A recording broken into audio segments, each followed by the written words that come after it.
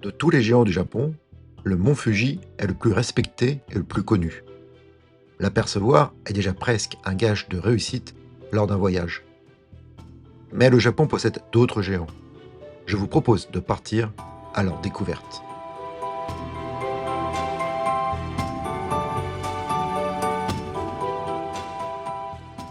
Le voyage commencera avec les grandes statues de Bouddha. Lieu de culte, ces statues plongent le voyageur dans une forme d'admiration et de respect.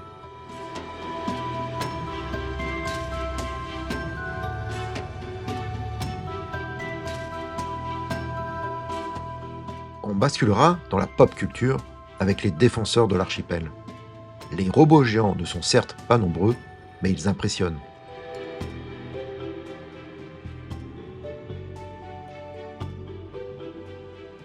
D'autres défenses, certes d'un certain âge, sont tout aussi grandioses à visiter. Les châteaux japonais ne sont-ils pas des géants aux pieds d'argile?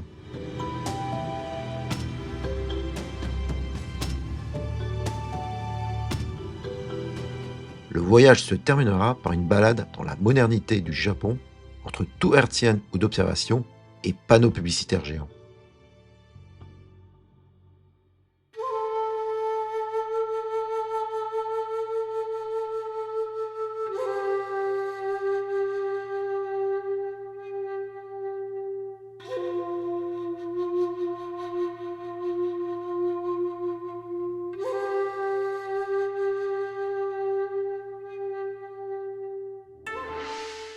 Au Japon, les grands Bouddhas sont appelés Daibutsu.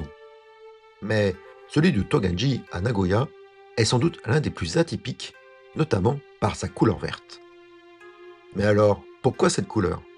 La réponse donnée est qu'il s'agit de la couleur officielle du temple. Je suis resté quelques longues minutes à le contempler et admirer le travail lors de sa découverte. Mais que peut bien cacher cette petite colline située dans un cimetière proche de la ville de Sapporo? Un des plus beaux Bouddhas mis en valeur par l'architecte Tadao Ando. Il lui a offert un coffrage qui permet de découvrir la totalité du Bouddha uniquement une fois à ses pieds. Mesurant 13,50 m, ce Bouddha impressionne par la statue et le cercle de ciel qui veille dessus.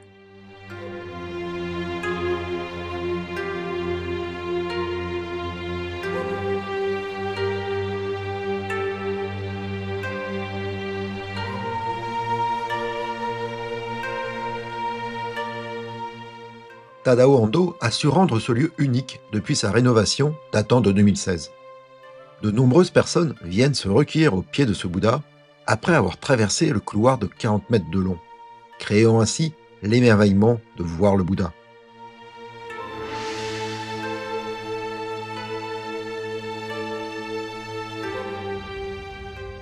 Le voyage continue avec une des stars des Bouddhas, direction Nara, et non pas Seissercika, mais le Daibutsu du temple Todeji. Ce grand Bouddha, datant de 752, est fait de bronze et mesure 15 mètres. De nombreuses rénovations ont été faites au fil des siècles afin de lui préserver sa grandeur. Le bâtiment qui l'accueille est appelé Daibutsu-den. Celui-ci date de 1709 et est la plus grande structure en bois du monde.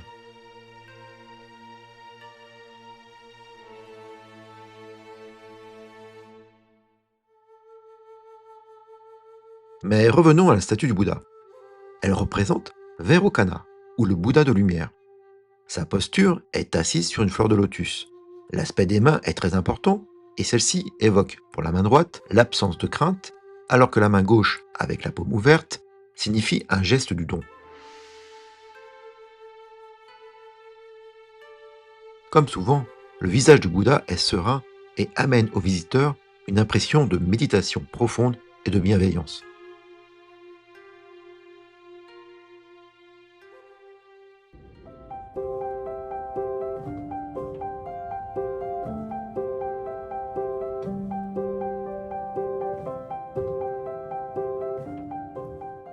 Je vous propose une balade pour découvrir quelques-unes des plus belles statues.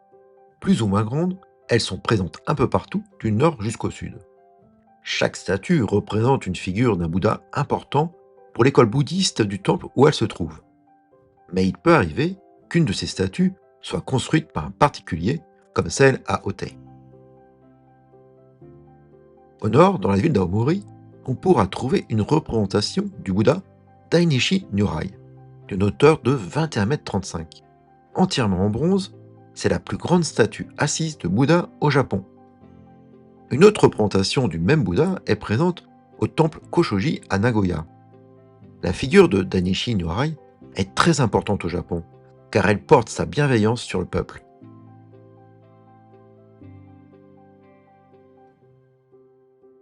Le grand Bouddha de Kobe se trouve dans le temple Nufukuji. Il est récent et date de 1991. Sa hauteur est de 11 mètres, mais avec le piédestal, il mesure 18 mètres. La posture des mains est typique d'une représentation de Dainichi Nyorai. Arrêtons-nous un instant sur cette posture. Elle représente le mudra cosmique, Hokai-juin en japonais. La main droite représente la sagesse et les 5 mondes du Bouddha. La main gauche, la méditation et le monde des vivants.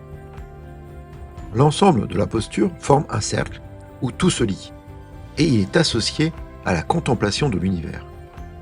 La position des paumes et des doigts est importante car elle permet de montrer l'unité de l'existence. Cette posture des mains permet aussi de savoir quelle figure de Bouddha représente la statue. Les prochaines statues que nous allons voir ont l'index qui remonte vers le pouce. C'est le symbole utilisé pour la statue du Bouddha Amida Nyorai. Un bon exemple avec celui situé à Kobe dans le cimetière municipal d'Okusogoshi. Ce Bouddha a été refait récemment et c'est sans doute le grand Bouddha qui possède une des plus belles vues.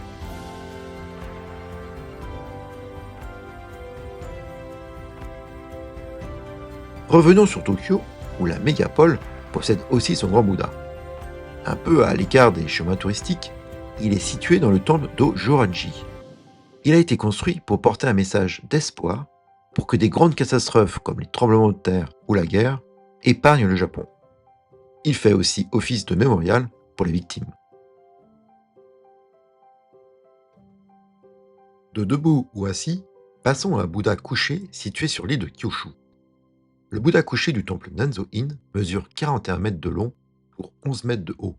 Autant vous dire qu'il impressionne. C'est une représentation du Bouddha historique Shaka Nyorai au moment du Nirvana.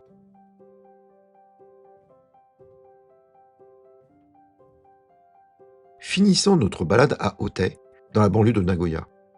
Ce Bouddha a été construit par un particulier.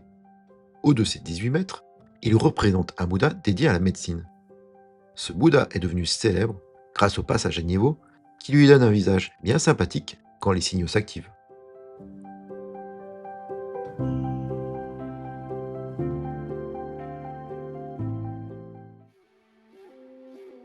Posons-nous un instant après cette balade à Kamakura. Cette ville possède sans doute l'un des plus beaux daibutsu du Japon. Aussi connu que celui de Nara, le Bouddha du temple Kotoku-in laissera toujours une grande sensation aux voyageurs. Pourtant, ce n'est pas le plus haut avec ses 11 mètres 30. Figure d'Amida Nyorai, son âge impressionne. 750 ans sans aucune reconstruction majeure.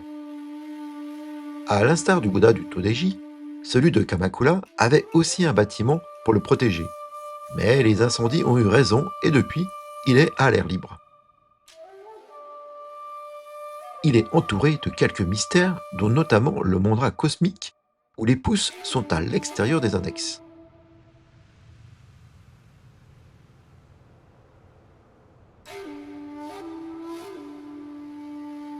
Et ce Bouddha a fait des émules, comme celui situé dans la ville de Tokai, non loin de Nagoya. Dévoilé en 1927, avec une hauteur de 18,29 m, c'était le plus grand des Bouddhas assis du Japon. Représentant aussi Amida Nyorai, la matière utilisée pour la statue est du béton, mais lors d'une rénovation en 1985, il a revêtu une armure de cuivre afin d'être mieux protégé. Prenons un peu de hauteur pour bien profiter de ce Bouddha, un peu seul au milieu de la ville.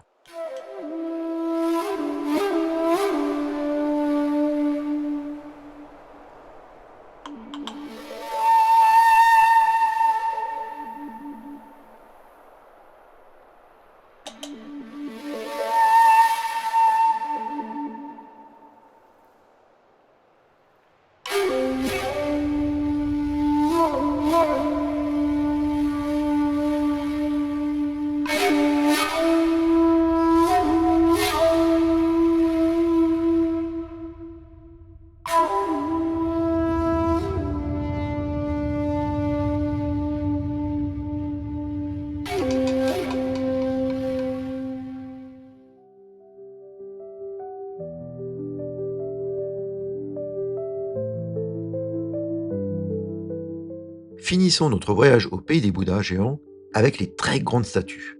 Commençons par la plus grande. Le Bouddha de Ushiku a une hauteur de 100 mètres et 120 mètres si on rajoute le piédestal. C'est la plus grande statue au monde en bronze. Être devant ce monument et lever les yeux, apercevoir la tête du Bouddha est fascinant. Représentant Amida, elle date de 1993 et on peut visiter l'intérieur de la statue. On entre alors dans un univers tout en couleurs assez surprenant. On y trouve aussi une salle avec 3300 statues de Bouddha, faisant notamment référence à la terre pure, dont Amida est le symbole.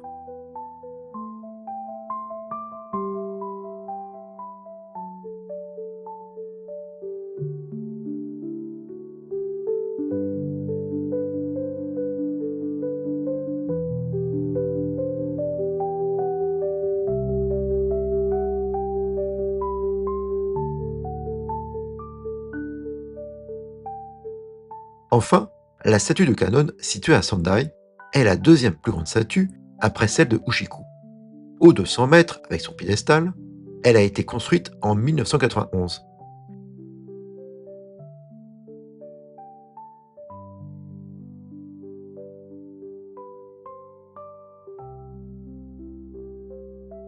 Kannon est la déesse de la compassion et est l'une des divinités les plus vénérées du bouddhisme japonais.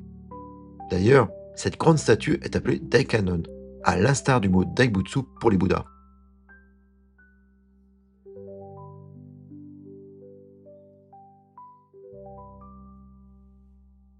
On peut visiter l'intérieur et se rendre au niveau le plus haut pour admirer la vue sur Sendai. La descente se fait en passant par les étages aux 108 Bouddhas, d'intrigantes statues de Bouddha.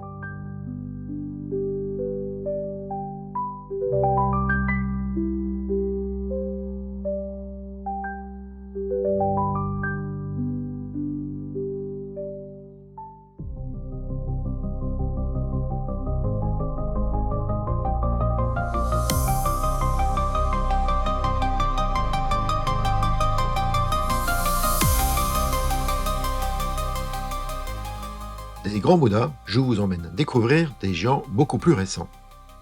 Ils sont certes peu nombreux, mais ils imposent leur puissance. Les robots géants des animes de type mecha ont aussi leur statut grandeur réelle au Japon. Le Gundam de Odaiba à Tokyo est sans doute le plus connu et il est déjà à sa deuxième version. Ces robots viennent d'une série d'animations qui les a mis à l'honneur au début des années 80. Difficile d'aller à Odaiba sans saluer le Gundam. Cette première version a été installée à Odaiba en 2012 et le robot mesure 18 mètres. Ces robots ne sont pas que de simples reproductions immobiles, mais par rapport à un minutage bien précis, ils font le spectacle.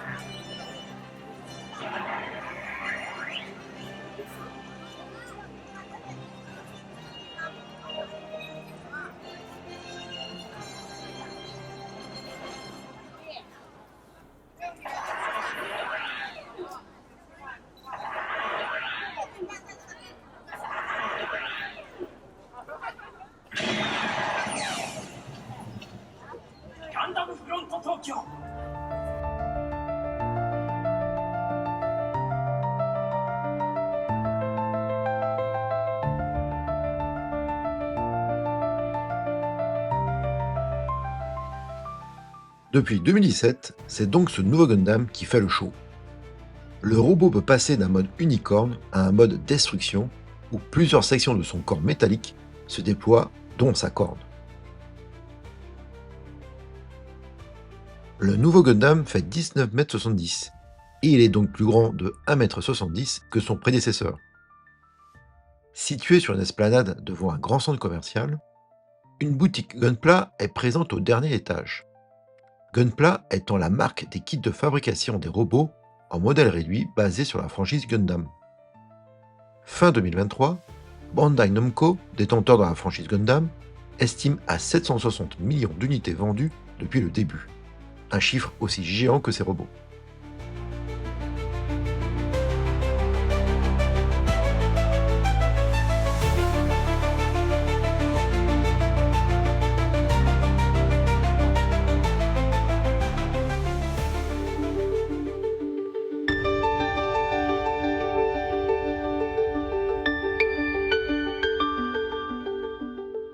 Le Gundam de Fukuoka est le plus récent.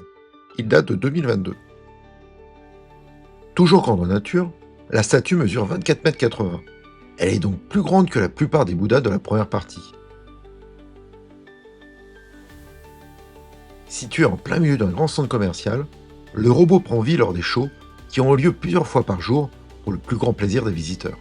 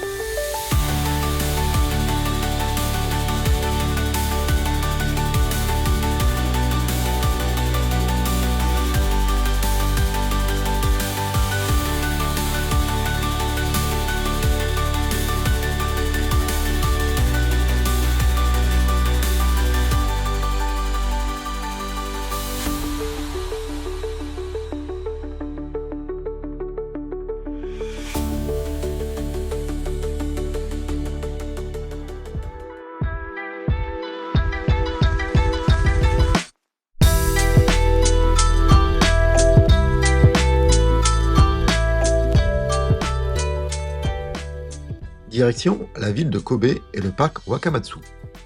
Le quartier semble bien tranquille et pourtant, le père de tous ces robots géants possède sa statue. Tetsujin 28Go apparaît pour la première fois dans un manga en 1956. À l'époque, il était raillot télécommandé par un garçon, alors que les Gundams sont pilotés par des humains. La statue, trônant au beau milieu de l'esplanade, mesure 15,60 m de hauteur et, fait particulier, sa largeur est plus grande avec ses 18 mètres.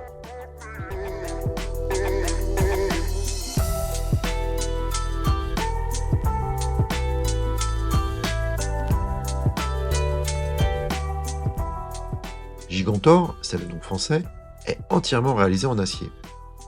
Ce robot a été inauguré en 2009 et se veut comme une statue donnant l'espoir et la revitalisation de la ville, notamment après le tragique tremblement de terre de Kobe en 1995.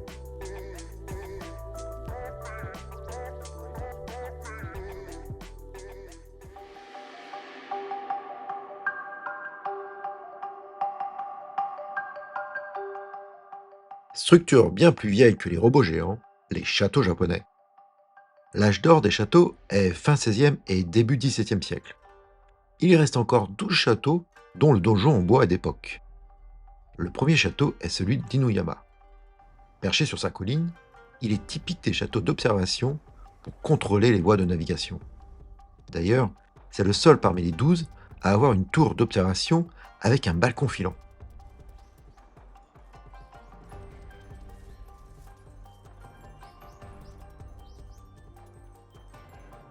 La vue est garantie 360 degrés. L'intérieur est tout aussi intéressant avec son façonnage tout en bois. Le premier étage permettait d'entreposer les armes et les armures et le couloir était suffisamment grand pour laisser passer 2 soldats de front. Il y avait même un petit renforcement avec une pièce en tatami pour le daimyo, le seigneur local.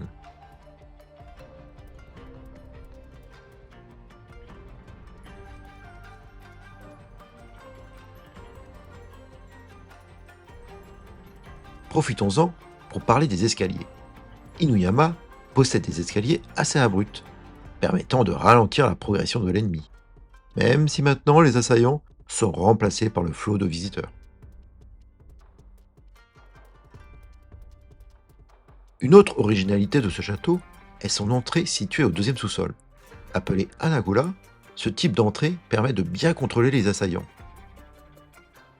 Le château de Inuyama a été jusqu'au début des années 2000 l'un des rares châteaux privés avant qu'il ne soit remis au département d'Aichi.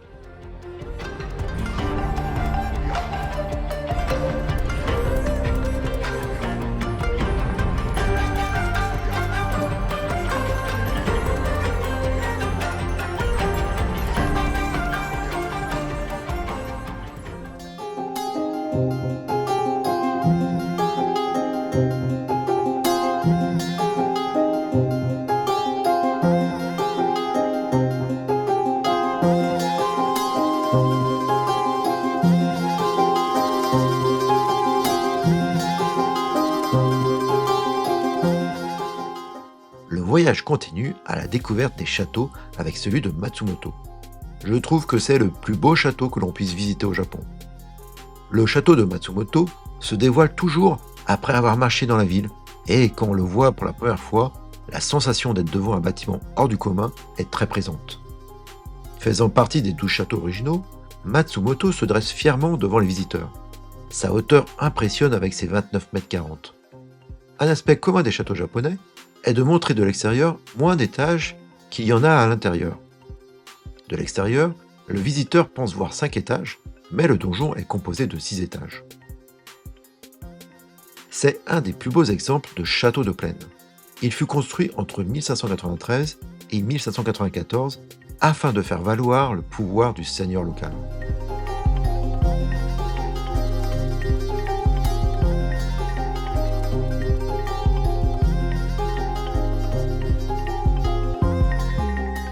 Le château de Matsumoto n'a jamais connu de bataille, mais cela reste une place défensive où l'on peut facilement apercevoir les trappes permettant d'envoyer des projectiles sur les attaquants.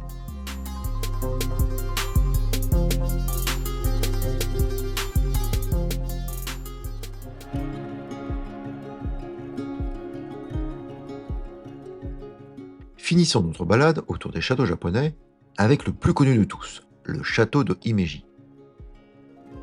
Surnommé le château de Héron de par sa silhouette, le château de Himeji est ce qui se fait de mieux en château. D'une hauteur de 31,50 m, c'est le donjon le plus haut de tous les châteaux. Souvent utilisé pour le cinéma, Himeji est la parfaite représentation de puissance que pouvait dégager un château.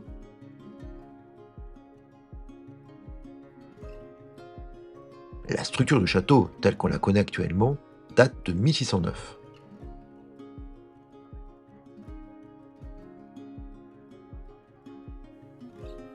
L'intérieur regorge de détails, comme les portes-fusils, et vous pourrez même trouver un petit sanctuaire au dernier étage.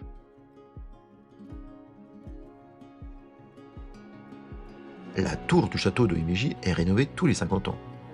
Le chantier peut durer plusieurs années et utilise les méthodes traditionnelles pour garder la beauté du château de Himeji.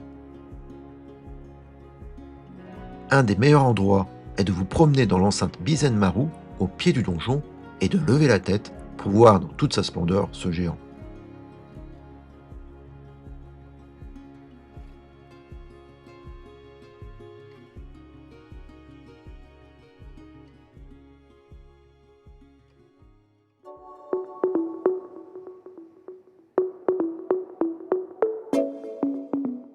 Finissons notre voyage sur un sujet très peu exploité en vidéo.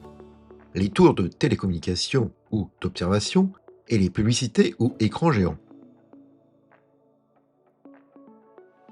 Emblématique, la tour de Tokyo date de 1958 et son modèle est bien entendu la tour Eiffel. L'observatoire permet d'avoir une belle vue sur Tokyo, mais ma préférence va aux autres observatoires donnant sur la tour de Tokyo. C'est tellement plus impressionnant de la voir. La tour mesure 333 mètres. Mais pourquoi cette hauteur? La première raison, et sans doute la plus vraisemblable, est qu'une hauteur de 333 mètres était suffisante à l'époque pour la diffusion des ondes d'émission pour la télévision et la radio. Mais d'autres raisons un peu plus farfelues existent. La première serait que les 33 derniers mètres correspondent à l'année d'ouverture de la tour, soit la 33e année de l'ère Showa. Enfin, la plus racontée est qu'avec cette hauteur, elle dépassait les 312 mètres de la tour Eiffel. Il a fallu attendre la construction de la Tokyo Skytree pour dépasser la Dame Rouge de Tokyo. Et la Tokyo Skytree trône depuis 2012 comme la tour hertzienne la plus haute du monde, et elle est dans le top 3 des plus hautes structures bâties par l'homme. Avec ses 634 mètres de hauteur, elle propage à l'ensemble de la population de Tokyo tout un flot numérique indispensable à notre époque.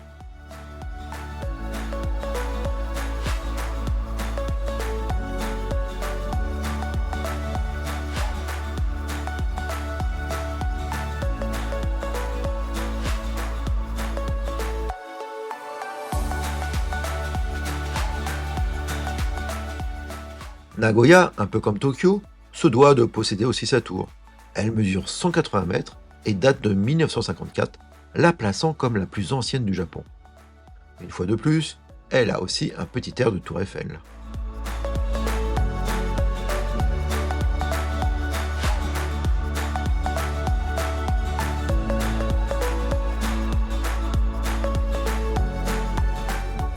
Sapporo a elle aussi sa tour, lui permettant la diffusion de la télévision. Construite par l'architecte Tachio Naito, qui est lui-même le père des tours de Nagoya et de Tokyo. D'ailleurs, son surnom est Dr Tower.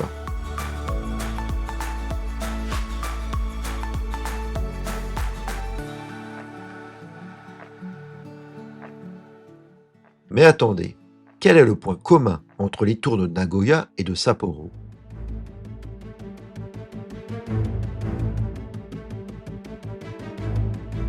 Elles partagent d'avoir été au moins une fois détruites dans un film de la série des Godzilla, célèbres monstres japonais. Ces monstres géants sont appelés kaiju au Japon, celle de Nagoya par la créature Patra dans Godzilla vs Mothra, et celle de Sapporo par Godzilla lui-même dans le film Godzilla vs King Ghidorah.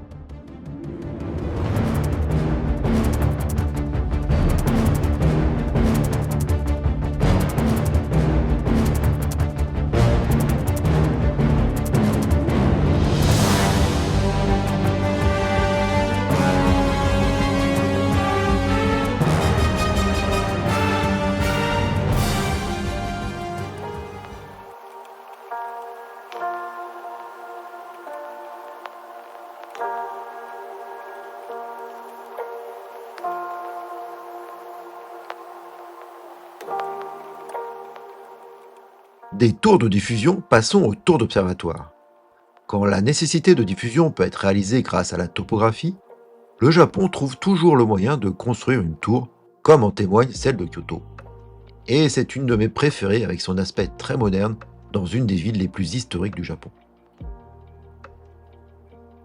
La tour date de 1964 et mesure 131 mètres de haut, mais fait étonnant, elle repose sur un immeuble d'une hauteur de 31 mètres. En effet, les règles d'urbanisation de Kyoto sont assez strictes et peu d'immeubles peuvent faire plus de 31 mètres. Mais alors pourquoi ? C'est la hauteur classique d'un immeuble de 10 étages et surtout, c'est moins que la grande pagode du temple Toji, la plus haute du Japon. La tour de Kyoto n'étant pas un habitat, elle est une exception à la règle. Et pour les 100 mètres restants, eh bien, il y avait 1,31 million d'habitants à Kyoto lors de sa construction.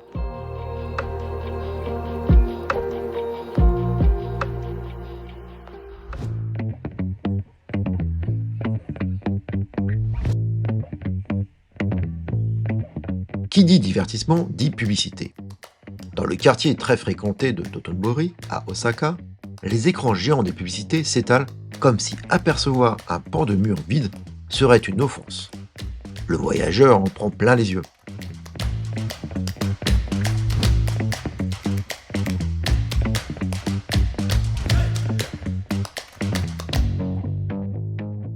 Même phénomène à Tokyo, dans le quartier de Shinjuku, où certains panneaux publicitaires trônent au sommet des immeubles depuis des décennies. Tous ces panneaux ou écrans portent un nom, OOH, pour Out of Home. C'est la publicité vue à l'extérieur du foyer. Shinjuku est l'endroit idéal pour ce type de publicité. Large écran de diffusion, panneaux géants, mobile avec les camions ou dans les transports, ce quartier de Tokyo est très recherché par les publicitaires. Le résultat est un flot de lumière et d'informations qui accueille le passant. Et quand vous voyez cela pour la première fois, vous vous dites que vous venez de changer de planète. L'intelligence artificielle couplée avec le numérique va transformer l'expérience avec encore plus d'interactions. Ces géants de la publicité ne sont pas près de disparaître. Si on compare à la France, les prévisions sur le marché de l'OAH traditionnel est de 830 millions d'euros pour la France, alors qu'elle est de 2,41 milliards d'euros pour le Japon. Le Japon occupant la troisième place en dépenses, juste après la Chine et les États-Unis qui arrivent en première position.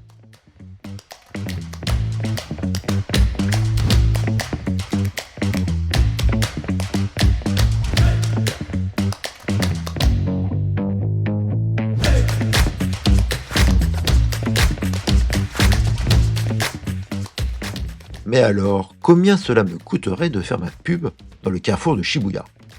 D'après mes recherches sur internet, le grand panneau de Tsutaya à la sortie de la gare de Shibuya coûterait 16 450 euros pour une diffusion de 60 spots par jour sur un mois. Les autres écrans sont dans la même grandeur de prix. Bref, si vous voulez que votre pub soit diffusée 1800 fois sur un mois à Shibuya ou Shinjuku, cela vous coûtera au moins 16 000 euros. Quant aux panneaux publicitaires, le prix n'est pas le même. Comptez entre 44 000 euros et 82 000 euros pour un panneau publicitaire de 100 mètres carrés sur 2 semaines. Et les plus chers peuvent monter à 126 000 euros quand vous êtes depuis la place de Shibuya avec la célèbre statue du chien Hachiko. Et pour les nouvelles pubs 3D, là, c'est le coût de production de la vidéo qui va être très élevé. La conception déjà peut coûter entre 31 000 et 44 000 euros. Et ensuite, pour avoir un spot 2 fois par heure de 15 secondes, cela coûtera 3 000 euros pour 7 jours.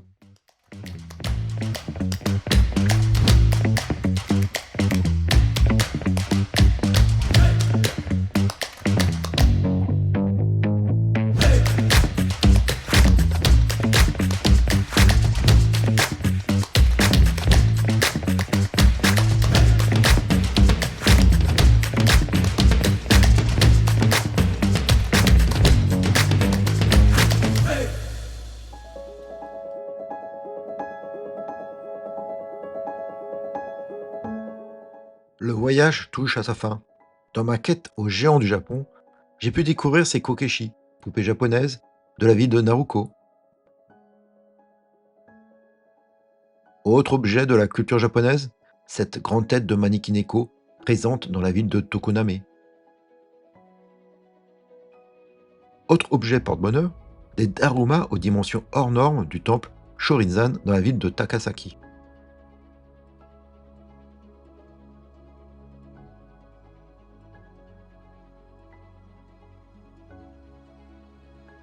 Ces géants issus de la main de l'homme sont fascinants à observer. Être devant une statue de Bouddha est toujours un moment à part. Et même si l'on n'est pas bouddhiste ou non-croyant, la posture et le visage nous communiquent un message de bienveillance.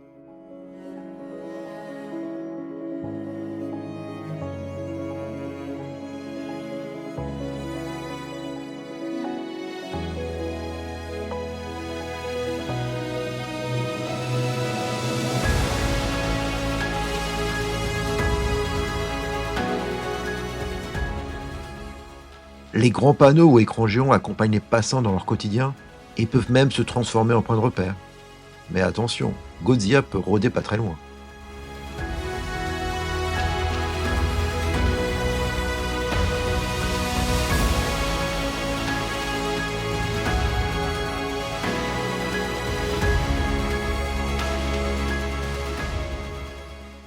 Les architectures, anciennes ou nouvelles, donnent un visage au lieu. Ces géants devenant alors les meilleurs ambassadeurs aux yeux du monde. Mais n'oublions pas que le plus grand des géants ne vient pas de l'homme, mais de la nature.